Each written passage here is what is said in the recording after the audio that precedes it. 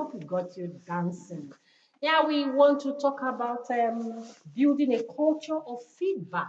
Yes, to promote responsiveness and better service. All right, and we have someone who is ready, okay, from his experience to share with us his wealth of experience. Okay, please join us as we welcome Honorable Dahatu Ezekiel Musa Salkin Yaki Jiwa, former Commissioner, Public Complaint Commission. Sir, you are welcome. Thank you very much. Happy New Year. I wish you the same, and we're glad we're here. We are here in 2025, and it's indeed a beautiful Yeah. year for all of us. Sure. We agree to it. Now we're talking about feedback, okay? Because if you pass an information to someone and you don't get the feedback, that means your communication is not complete. Okay, I'm glad to be here once again. This has been my second home for me, Yeah. and we won't get tired talking about those things that will promote better governance and then appreciates and improve the well-being of the individual as it concerns the citizen of the FCT in particular and Nigeria in general. In communication, this is what we talk about the encoding and decoding, because until this come to play, just like you say, communication have actually not taken place. What we usually have, and which is so much unfortunate, and we don't give it much attention, is this strategic topic of discussion that you just brought in between government and the people. The two must play together. Without the people, there will be no essence of having any government in place. And when you have a people without anybody driving them in form of leader, and then they will just be there, and then you will have anarchy, you have all sorts of ugly trend in the society. So it's in the wisdom of God Almighty who created us and in system, how system works. That's why we have the citizen, which are the people, and then you have the government. Okay. Leadership is all about taking the people from point A to point B. And in the process of doing it, taking them from point A to point B, communication is key. You have to properly communicate them. The people are seeing point A or point B from the point A that they are. They desire to be at point B. Okay. They want to be at that point. They are looking at it very far. They covet it. They are interested in point B. But how do we get there is a question. Then you now have a leader who is now prepared to take them from point A to point B with all lots of processes, with all lots of methods and all lots of strategies. Now, let me give you one analogy. When you hear this word communication gap, the way I describe it is like having a culvert, a very, very wide, big culvert. One other person is the other point, and then the second person is the other point. That hole, that ditch is the gap. Something must bridge it. Is either I construct a bridge that the person in point A can now walk through it and go to point B. Okay. Or you use what we call a cable that you can still communicate, maybe throw one or two information through. Okay. But when you leave the gap the way it is, this is what happens. People will fill that gap with what they have. Okay. People will deliberate fill the gap with what they have. Lies, mischief, blackmail, and all of that, because there's no communication and they don't have an understanding of what's going on. Okay. We'll look at effective strategies for fostering feedback. Okay. But let's go on this break. When we come back, we'll continue from there. Okay, we've been talking about feedback. Yes, either from a private organization, public, government, anyone. But we are just talking about the culture of feedback. We'll go on this break. When we come back, we'll continue our conversation. Please don't go anywhere. We're still here discussing the culture of feedback, especially in Nigeria. We all know that if that communication is not complete if you don't get feedback from the people you have sent the message to. All right, so we still have the honorable in the house, and he's still ready to give us more. So let's talk about effective strategies of fostering feedback. Now, when we talk about the strategies of now encouraging and aid feedback Mm, from people, the citizen, mm, whether private or public, to the people in government or in position of leadership. mm. Number one, you must create a healthy environment. Okay. Create a healthy environment where engagement and conversation with the people will be made more easier. Mm, Without first and foremost creating that environment, nobody has the courage mm. to approach you with any vital information in form of feedback. Yeah. They are scared of even approaching you. Again, I will say it. Governance is about service delivery, be it private or it's about service delivery. And when you have people who have given you a responsibility, you are supposed to be afraid of them Mm. because they are checking and seeing what you are doing. They should ask questions and all of that. So for you, how do you think public awareness campaigns, what role do you think they can play in the area of A vital role indeed. mm, When you have public, like we have National Orientation Agency, I really don't see how much they are really doing. But this is one agency that we are supposed to, when we wake up from sleep, we hear and see them. When we go to farm, we hear and see them. You can devise so many means of engaging people when you talk of public orientation. mm, There are a lot of misinformation out there. You need to disabuse people's mind with regards to some of these issues. There are very laudable policies of government being put in place, but people don't have the awareness. There is no orientation. They don't even know what it is. So they just come out and say things carelessly, demeaning and even degrading and painting black the good policies of mm. God. Public awareness and campaign is key. We Okay. must be deliberate about it to Okay. orient people on policies of government and implementation. Okay. As we round up, what would be your advice? And I also wanted to add accountability. Hmm. Accountability. When people give you their mandate and you feel you're not accountable to them, don't you think it also hinder feedback? Is key. If there is transparency, Mm, if there is genuineness, if you have actually done something, you will not be threatened by question of give us account of what you are doing and all of that. mm. Seamlessly and then freely, you will be happy Yeah. that you have a platform to ventilate. But What will be your parting words? my parting word, General, just like I said, the concept of governance Mm, is to further define what democracy is all about.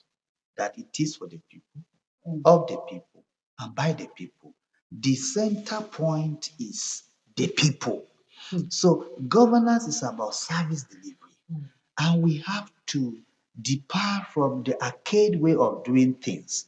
We have to depart from our old ways of thinking it is us versus them. mm. You build a very high fence between the people that that have given you a responsibility to serve them. No, we should break those fence, Mm. and then engage and communicate freely with our people in service delivery and be genuine about it. Thank you so much. Thank you so much. We've been discussing building a culture of feedback, and you've heard it all. Each time he comes here to talk, you see the passion. He has this passion for the people. Thank you so much. Thank you. It's still Good Morning Abuja. Yes, it's time for us to take this break, and when we come back, the program continues. So please don't go anywhere.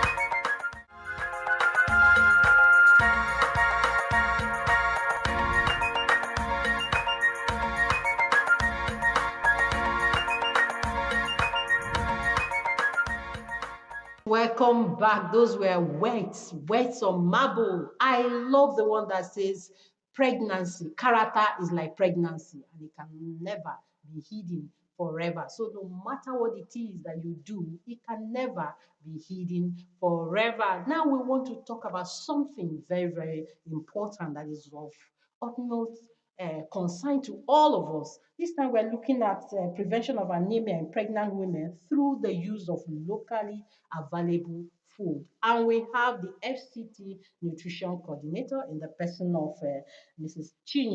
Clara Chinyere Christiana Ekweme. Please join me as I welcome her to the show. Good morning. Good morning, ma'am. Thank you so much. It's great to be on this program. Thank you. So we're talking about nutrition. We're talking about prevention of anemia in pregnant women through the use of locally available food. Okay, for you, let's start with the causes of anemia in pregnant women. So for you, what are the causes? One of the major causes is poor dietary diversity. Okay. Not being able to eat iron-rich food. And even when you eat them, they don't eat them in the right way. Okay. Yes, and also some underlying causes. Maybe somebody is pregnant, or before she becomes pregnant, she has malaria, or maybe a sickle cell anemia patient. This could lead, or the mother has worms, helminths in her system. Some of these things can predispose her to anemia.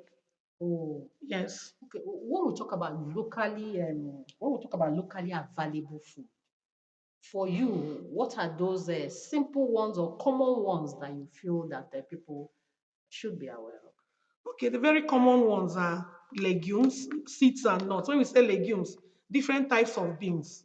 Oh. You know, we are only used to the white beans, brown beans. There are other types of beans in the localities wherever we are. Okay. So we encourage pregnant mothers, even the community members, to focus on what is readily available in their communities, Okay. so that they don't have to travel far or spend so much going to get them. So beans, groundnuts, Okay. green leafy vegetable, dark green leafy vegetable, just like our common ugu, common aleho. But the vegetables we have to be taken with vitamin A rich food, like come as simple as oranges, tangerine, yes, Okay. or tomato. Okay. So for you as a professional, a nutritionist, how do you think they will be able to combine all this together? Yeah, you know, incidentally, I am what we call a postpartum hemorrhage patient, a woman who bleeds after delivery. Okay. The reason why we are focusing on prevention of anemia through iron-rich foods, locally available iron-rich foods, is that the woman should have a backup in case during delivery there is a complication. She needs to go in for a CS, cesarean section, or she bleeds after delivery. Okay. She won't go into shock because she has a backup. But if she's anemic and enters into labor, it's going to be a high risk process for that mother in case there's a chances of complications. So the bottom line is that every pregnant mother should be protected, should be taught what to do, what to eat within her environment. She doesn't need to go far to do that. The Nigerian government is providing multiple micronutrient supplements. That is for women who are pregnant and not severely anemic. Okay. Because research has shown that pregnancy outcome is fantastic, is great. So they're encouraging mothers to use what we call MMS tablets. Okay. Before now, we were using IFA. IFA is iron folic acid supplement, the red and yellow tablets. Okay. Yes. So, but me and you know that these things are not as readily available as food. So it's just for the mother to sensitize the mother to be aware of what she consumes while she's pregnant. Within the household, she can still get iron-rich food. Okay. It's just how to combine it. Let her remember that red meat is rich in iron, liver is rich in iron. Unfortunately enough, the iron in liver and animal products are readily available for the system to utilize. I don't want to use big grammar, so that I want to explain it in such a way that the populace will understand. So the iron in animal fat, protein, meat, liver is readily available. So for you to make the iron in legumes, beans, different types of beans, seeds and nuts, dark green leafy vegetables to be available for the system to utilize, they have to eat vitamin C rich foods like oranges, tangerine, yeah. tomato, things that are rich in lemon, lime, things that are rich in vitamin C. So it's a driver, it helps the body to utilize. Because one thing is this, you're eating iron rich food. Is your system utilizing it? So one thing is to eat iron rich food, and another thing is for your system to utilize it. Okay. So for their Okay. system to utilize the iron in the dark leafy vegetables, they will need vitamin A rich food, vitamin C rich food. As simple as oranges. Because oranges are readily available in all parts of the Okay, to combine with. Yeah, they will lick the orange. Yes. Okay. And it helps to make the iron in the vegetables available. Okay, like what you have just explained to us now, you are the nutrition coordinator, FCT. Do you carry out sensitization programs for women? Do you have any recent Yes. one you just? Yes. The FCT Primary Healthcare Board, the health and let me say the FCT Health and Human Services and Environment Secretariat, Okay. through the FCT Primary Healthcare Board, in conjunction with the Federal Ministry of Health, trained stakeholders in the FCT for maternal, infant, and young child nutrition at the state level. They did a state training of trainers. And this was to equip health workers and stakeholders across board, multi-sectoral, because nutrition is a multi-sectoral thing. Wow. People from the hospitals, from agri, from the media, we are trained. Even FEMA, FCT Emergency Agency, we are trained. The reason is that everybody is on the same page. And you heard what I said, maternal, infant, and young child nutrition. Before now, the country was focusing on infant and young child nutrition. But after that, Leaving out the mother. yes, somebody produces this infant. And loses a lot. Yes, so we have to start from the cradle to begin to take care of the mother who produces the infant, to break the cycle of malnutrition. So anemia is actually a very, very serious thing. And the National Food Consumption Survey, the report that was shared last year, sometime first quarter last year, indicated that the prevalence of anemia in pregnant women is high, 32%. Wow. So it's something that is of great concern, that pregnant women are at risk of anemia, and something has to be done. So the government of Nigeria is rolling out MMS, multiple micronutrient supplements, in addition to IFAS. So that one is for prevention. A mother who is severely malnourished, severely has severe anemia, will be given IFA. But a mother who is just pregnant and okay will be given MMS, because it indicates that it gives out positive birth outcomes if mothers use multiple micronutrients. So the two of them are, supporting each other. We are focusing on dietary diversification. We are also focusing on, mothers using the supplements. And the supplements are free. Yeah. Now, we'll go on a break, and when we come back, we'll continue the discussion. We've been talking about something that is very important, like she said, and she said it's a serious thing, anemia. Okay, but let's go on this break. When we come back, the conversation will continue. Please don't go anywhere. FCT nutrition coordinator is still in the house to throw more light on anemia, okay, in pregnancy or in pregnant women. So now let's talk about beliefs. We have a lot, you see a lot of people who say, okay, in my, what would I call it? I don't want to use the word village, or in my religion, or in my community, communities, my cluster. Yes, we don't believe in this, we believe in this and all that. So how have you been dealing with that? Yeah, you begin to teach them, because there's no food a pregnant woman should be made to forbid. A pregnant woman can eat any food as long as she feels like eating it. As long as it's not tobacco, it's not alcohol. Okay. It's not caffeine. It doesn't have caffeine. Coffee, tea, Lipton, those ones, tea bags, they are high in caffeine. It's not good for them. But any other food, they should be allowed to eat as their choice. is made. Okay. They are allowed to eat that. Yeah, in some communities, they will tell you, she should not eat dry meat. If she eats dry meat, she will not deliver, or she delivers somebody who looks like a wild animal. She should not eat snails. If she eats snails, Wow. the mother will be, the You've baby come will in be contact with drooling. such people? Yes, mother will be baby will be drooling when the baby arrives. All sorts. I've heard some people say she should not eat snail. That when she eats snail, the baby will produce a lot of saliva. Yes, that is drooling. Okay. Because drooling, when the baby begins to pour out saliva. Okay. All those things are fats and fallacies. Mm. A pregnant woman can eat any food she wants to eat. Mm. Wow. There are healthy options. And during antenatal, they are taught about eating healthy food and quality food. The focus is on locally available food. Let her get foods that are around her surroundings. And seasonal. And seasonal, and yes. affordable. Affordable, Yeah. yes. Yes. Because, and well, you also encourage them to do home gardens. Okay. Now they will tell you that they don't have space.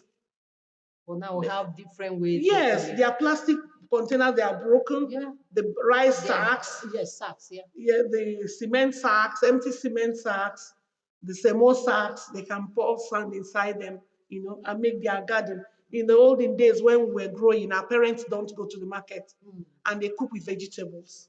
Yeah, they do. They cook with vegetables. They have oranges at the backyard, they have pawpaw, they have mangoes, So you encourage them to go home garden and also small animal breeding. Just drop some local fowls, they will be reproducing. You can use them. You can use the eggs. Yeah. Yes. So these are how we encourage them to be able to feed well. Okay. Yeah. Okay, now for someone who is battling with anemia, or someone who feels that all hope is lost, what would you say to that person? All hope is not lost. That's why we encourage them when you're pregnant, go for antenatal. We have what they call focused antenatal. The professionals, the healthcare professionals are trained to give key messages as required by the pregnant woman. So when they check you, they will take your blood sample, go and check the level. If they feel you're anemic, they will counsel you. If they feel that you should be placed on treatment, they will place you on treatment. You remember I said for pregnant women, we use 2 supplements in Nigeria. The IFA, that is iron and folic acid supplement, and the MMS. The MMS is for prevention, for people who are not severely anemic. But if the pregnant woman is severely anemic, she will be placed on IFA. And there's a protocol. And this will be handled by trained health workers. Yes, or professionals. Okay. Yeah. Okay. As we round up in just 1 minute, what advice would you give to not only pregnant women, because we're talking about nutrition here. So everyone watching, what would be your parting words? My parting word for us is let's keep on eating healthily, eating things that are around our environment. We don't need to go to buy packaged foods, processed foods. Let's go natural. Because when you go natural, you'll be able to, your system can utilize all the nutrients that are available in that food. All right. Thank you so much. Thank you so much. Yes, we've been speaking with Clara Chinyere Christiana Ekweme. She is the FCT Nutrition Coordinator, and you've heard it from her. Okay, we talked about prevention of anemia in pregnant women through the use of locally available food. Indeed, we are blessed. We have a lot. Like she said, you don't need to go for expensive supplements. We all have it. Okay, so whatever it is, she has given an example as common as orange. You can take orange, you can take the vegetables. We have the ugu. God blessed us with a lot of it. All right, it's been Good Morning Abuja, and the program will continue after this break. Please don't go anywhere.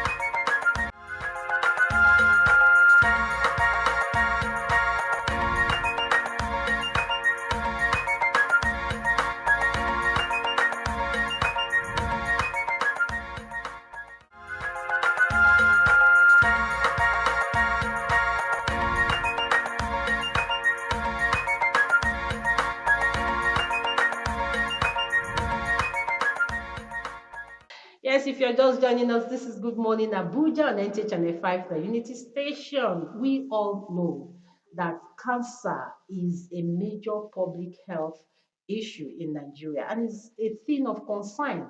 So we want to talk about cancer management, and we have professionals in the house who are in charge. I say they are in charge in making sure that the issue of cancer in Nigeria is, should I say, eradicated. Let me put it that way. Please join me as I welcome Dr. Ukoma Chikadibia, a consultant hematologist, Vice President, Nigerian Cancer Society.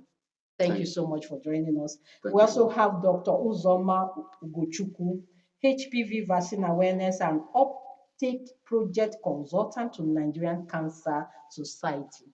Thank you so much, sir, for joining us. Thank you so much. Thank you. So let's talk about the developmental issues on cancer in Nigeria. Three major cancers in Nigeria.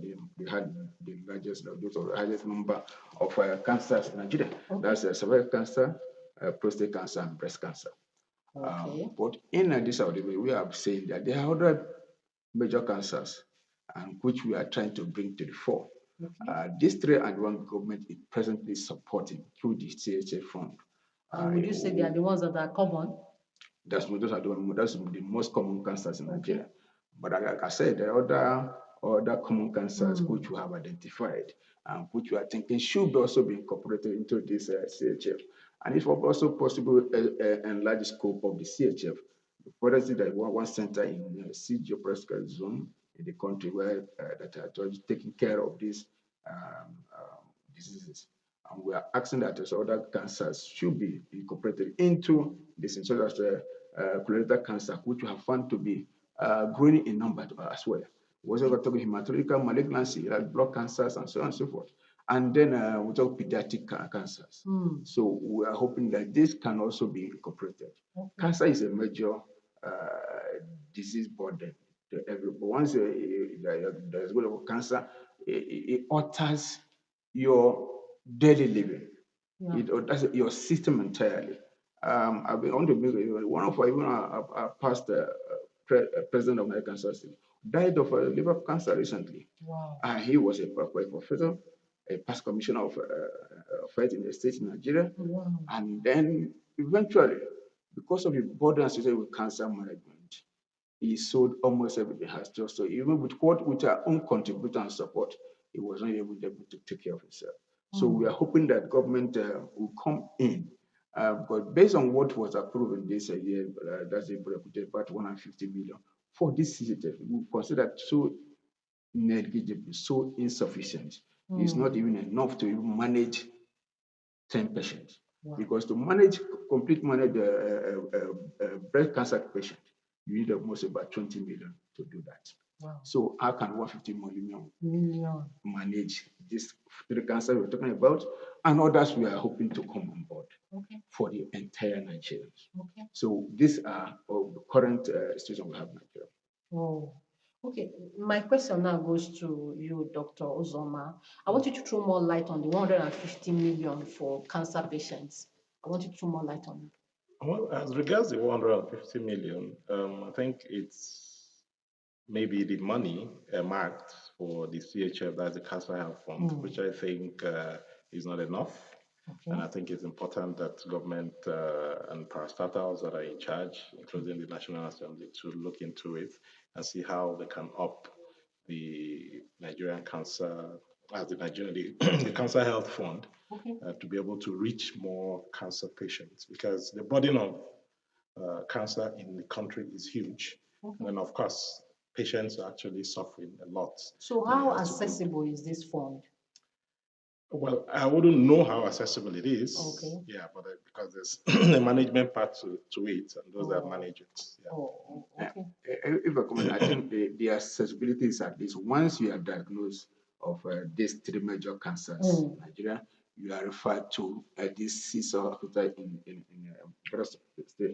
Nigeria, and then once it is confirmed, and then you are approved to have the government will deposit 1 million naira into your account, into the hospital account created for that individual patient.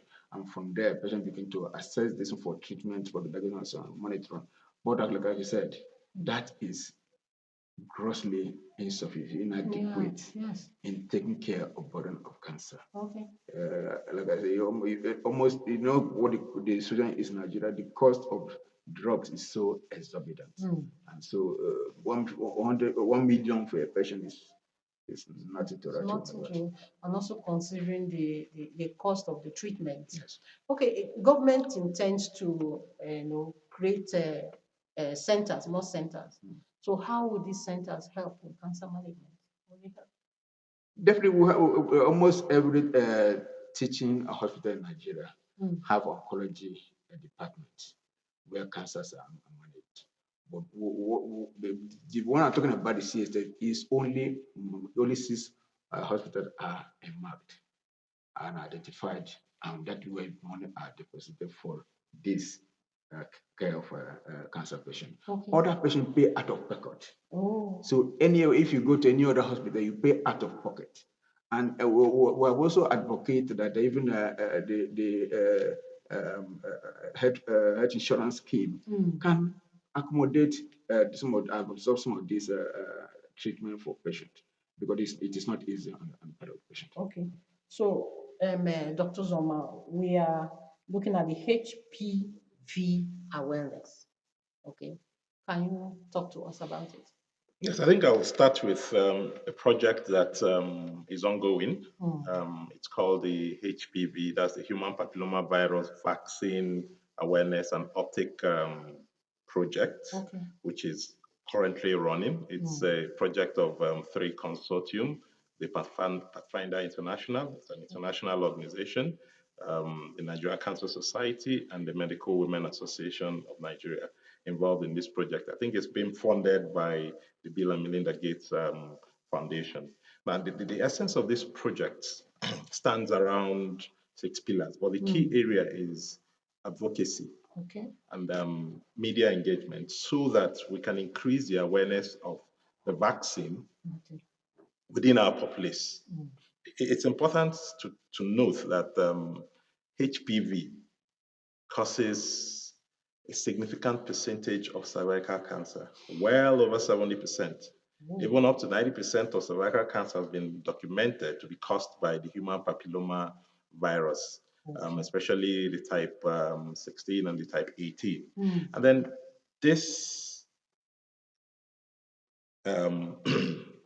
vaccine is now known to protect against cervical cancer.